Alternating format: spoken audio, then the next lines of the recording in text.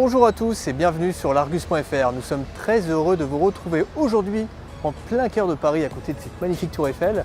Non pas pour vous présenter ce C3 Picasso qui va bientôt prendre sa retraite, mais son remplaçant, le C3 Aircross. Ça c'est le tout nouveau modèle de Citroën. Fini le petit monospace, ce C3 Aircross rejoint la famille des petits SUV. Alors nous allons voir ensemble qu'est-ce qui différencie ces deux modèles. C'est parti!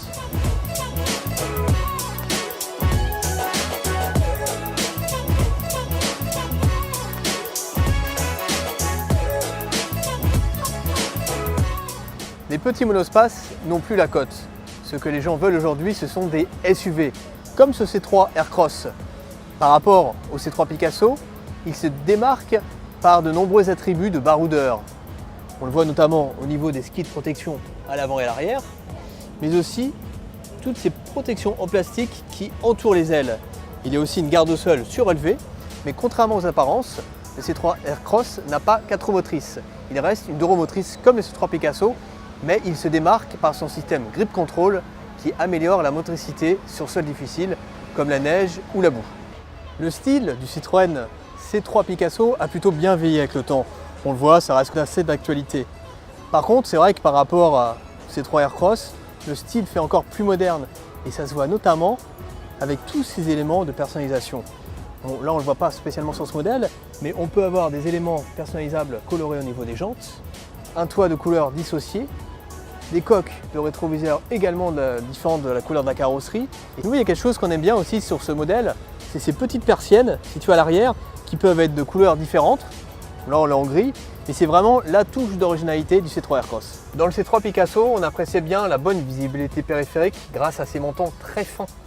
Ils ont disparu dans le C3 Aircross, mais la bonne nouvelle, c'est que la planche de bord est nettement plus moderne, notamment l'écran du système multimédia qui est bien mieux intégré que dans le C3 Picasso.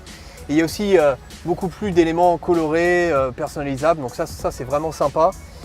Et l'équipement aussi a bien progressé. On a par exemple une recharge par induction du téléphone, un affichage tête haute, un GPS 3D avec infotrafic et un toit panoramique ouvrant, alors qu'il était juste fixe dans le C3 Picasso.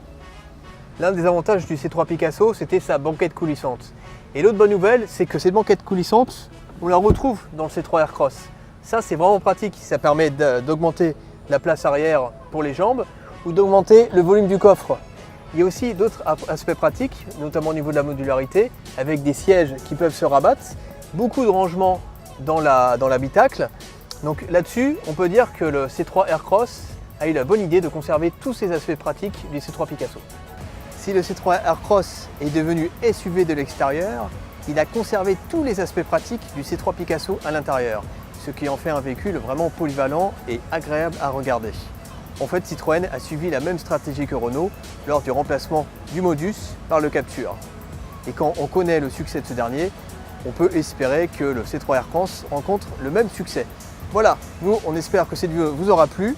N'hésitez pas à laisser des commentaires pour savoir ce que vous pensez de ce C3 Aircross. Et rendez-vous à la mi-septembre pour les premiers essais du C3 Aircross. Allez, à bientôt sur l'Argus.fr.